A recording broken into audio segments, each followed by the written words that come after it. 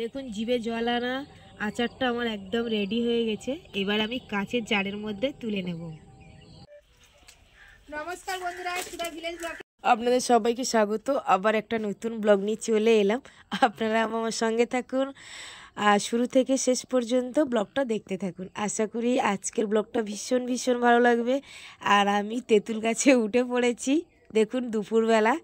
আর এই গাছটা আমার বৌদির বাবাদের, তো ওদের বাড়িতে ঘুরতে গিয়েছিলাম। সেই সময় এই গাছে যখন আমি উঠেছিলাম, তো ওরা তখন বললো ঠিক আছে তুমি তেঁতুল পাড়ো। আর আমি বললাম যে আমিও তাহলে একটা রেসিপি বানাবো, তাহলে গাছে থেকে তেঁতুল পাড়ি। তার জন্য এই যে উঠে গেছি। আর প্রথমে ভাবছিলাম নারকেল গাছে উঠবো, নারকেল গাছটা ছোট ছিল, তো উঠেও ছিলাম হাফ। তারপরে কি মনে হলো না নারকেল গাছে উঠবো না, তেঁতুল গাছে উঠি। তা এই যে উঠেছি। তো দেখুন এই যে গাছের উপর উঠে গেছি। আর এই যে তেঁতুলগুলো কিন্তু অনেক উঁচুতে, তো আমি কিন্তু উপরে উঠছি। আর আস্তে আস্তে করে আমি কিন্তু সব ঝাড়া দেবো, দিলে কিন্তু পড়বে যেগুলো পাকা আছে।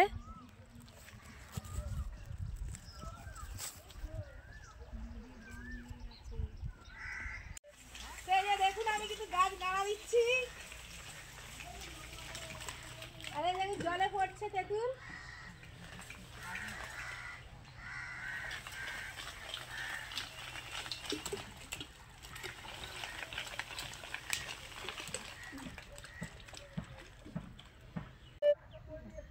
তো অনেক কষ্ট হয়েছে তেঁতুল করে, ওই জন্য একটু বসে পড়েছি ডালে সত্যি, আর হাঁপিয়েও গেছি।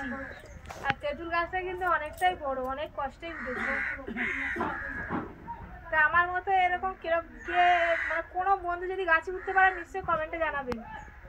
তো তেঁতুল পাড়া হয়ে গেছে, এবার আমি গাছে থেকে নেমে যাব। আর কিভাবে নামবো দেখুন, আমি যখন উঠেছিলাম অনেক কষ্টে কিন্তু গাছে উঠেছিলাম। আর গাছটায় তো একদম প্লেন দেখুন, পুরো একদম মানে থাদ নেই। এই যে খুব কষ্ট করে নামলাম।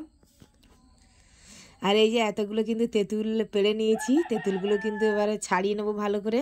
তো এই যে দেখুন আমি তেঁতুলগুলো কিন্তু ভালো করে ছাড়িয়ে নিয়েছি খোলা থেকে। আর এরকম ছোট ছোট করে কিন্তু টুকরো টুকরো করে নিয়েছি। আর আজকের কিন্তু তেঁতুলের আমি টক ঝাল মিষ্টি আচার বানাবো। তো আপনারা কিন্তু কারা টক ঝাল মিষ্টি আচার পছন্দ করেন অবশ্যই আমাকে কিন্তু কমেন্টে জানাবেন।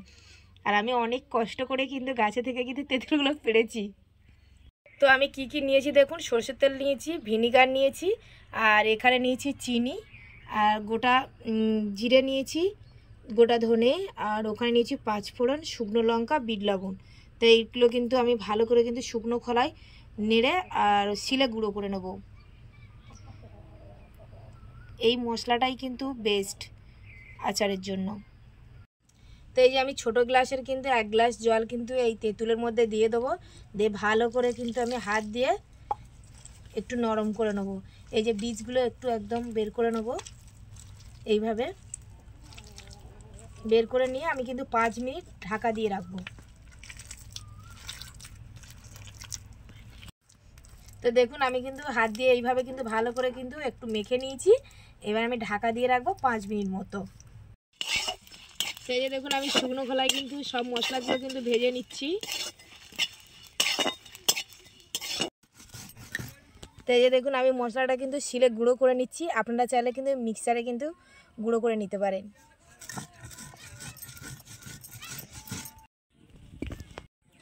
তো এই যে দেখুন মশলাগুলো ভালো করে গুঁড়ো করে নিয়েছি। আর বেশি কিন্তু মিহি করবেন না, একটু গোটা গোটা থাকবে। আর এই যে লঙ্কাটা আমি নিয়েছি 4-5টাই নিয়েছি, আপনারা আপনাদের পছন্দ মতো ঝালটা নেবেন, কেন আমাদের বাড়িতে অতটা বাচ্চা আছে তো ঝাল পছন্দ করবে না ওরা, ওই জন্য। আর এখানে আমি কড়াইতে তেল দিয়ে দিয়েছি, আর সর্ষের তেলটা একটু বেশি দিতে হবে। তো তেলটা কিন্তু গরম হয়ে গেছে, আমি পাঁচফোড়ন দিয়ে দেবো। এই দেখুন গরম হয়ে গেছে, এবার আমি তেঁতুলটা দিয়ে দেবো। 5 মিনিট কিন্তু ঢাকা দিয়ে রেখেছিলাম।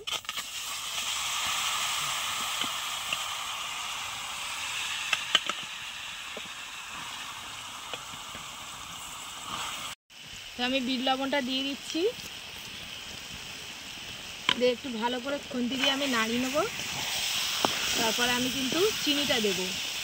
আর চিনিটা কিন্তু আপনাদের পরিমাণ মতো আপনারাই নেবেন, আমি আমার মতো নিয়েছি।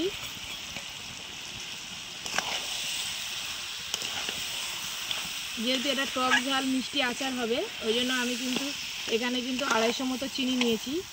আর চিনি আর তেঁতুলটা আছে কিন্তু 1 কেজির একটু কম।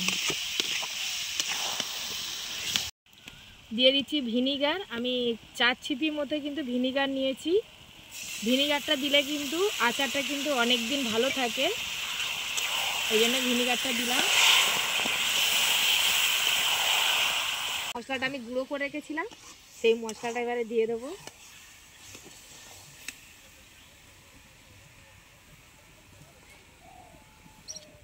লঙ্কাটাও দিয়ে দিলাম, দিয়ে এবার ভালো করে আমি খুন্তি দিয়ে নাড়িয়ে নেব, সব একসাথে মিশিয়ে নেব।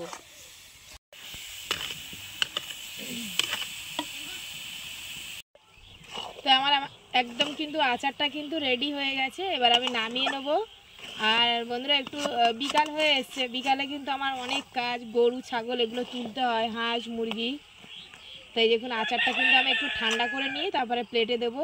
আর সবসময় কিন্তু আচার কাঁচের জিনিসে মানে কাঁচের বয়ানে বা জারে কিন্তু রাখবেন, খুব ভালো থাকবে আচারটা, অনেক দিন থাকবে। তো আমি নামিয়ে নেবো। তো এই যে দেখুন আমি কিন্তু নামিয়ে নিয়েছি আচারটা, আর এই স্টিলের বাসনের মধ্যে আমি কিন্তু ঠান্ডা করে নেবো, নিয়ে তারপর কিন্তু জারে তুলে নেবো। আর এখানে একটু বাটিতে করে নিয়েছি, এখন খেয়ে দেখবো টেস্ট করে কেমন হয়েছে।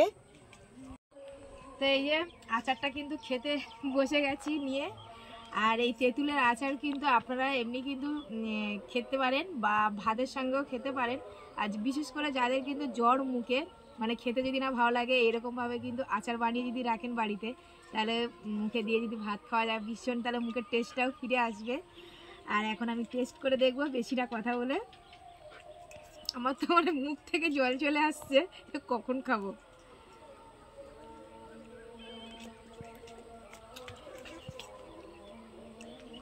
তো আপনারা কারা তেঁতুলের আচার পছন্দ করেন নিশ্চয়ই কমেন্টে কিন্তু জানাবেন, আর আপনারাও খান। সত্যি দারুণ হয়েছে আচারটা, আর একটু চিনি মানে কম হয়েছে।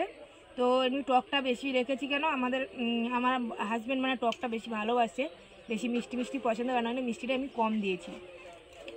আরও একটা জিনিস আপনাদের দেখাবো। তো এই যে এখানে আমি একটা স্ট্যান্ড কিনেছি, আমার স্ট্যান্ডটা ভেঙে গেছিলো। তো এটাও কিন্তু আপনারা কমেন্টে জানাবেন কেমন হয়েছে। আমি খুব অসুবিধার মধ্যে দিয়ে কিন্তু লাইভ করছিলাম, ভিডিও করতে পারছিলাম না। এরকম কেমন হয়েছে স্ট্যান্ডটা আমাকে কিন্তু কমেন্টে জানাবেন। এই যে এইখানে কিন্তু ফোনটা রাখতে হবে, আর এইভাবে ঘুরিয়ে ঘুরিয়ে কিন্তু আমি কিন্তু ক্যামেরা করতে পারবো। আর স্ট্যান্ডটা এই যে অনেক বড়, এই স্ট্যান্ডটা দেখছেন তো কত বড়, অনেকটা বড়। তো এইভাবে দাঁড় করিয়ে দিয়ে, আমি তো অনেক সময় শর্ট ভিডিও করি আপনারা জানেন, তার জন্য কিন্তু এত বড় স্ট্যান্ড নিয়েছি। তো কেমন হয়েছে বলবেন। আর ব্লগটা বেশি বড় করব না, আজকের ব্লগটা এখানে শেষ করছি। যদি ব্লগটি ভালো লাগে সাবস্ক্রাইব, লাইক, কমেন্ট, শেয়ার করবেন। আর আমার পাশে থেকে আমাকে সাপোর্ট করবেন। যারা আমার ফেসবুক পেজে ভিডিওটা দেখছেন পেজটিকে ফলো করবেন। সবাই ভালো থাকবেন, টাটা।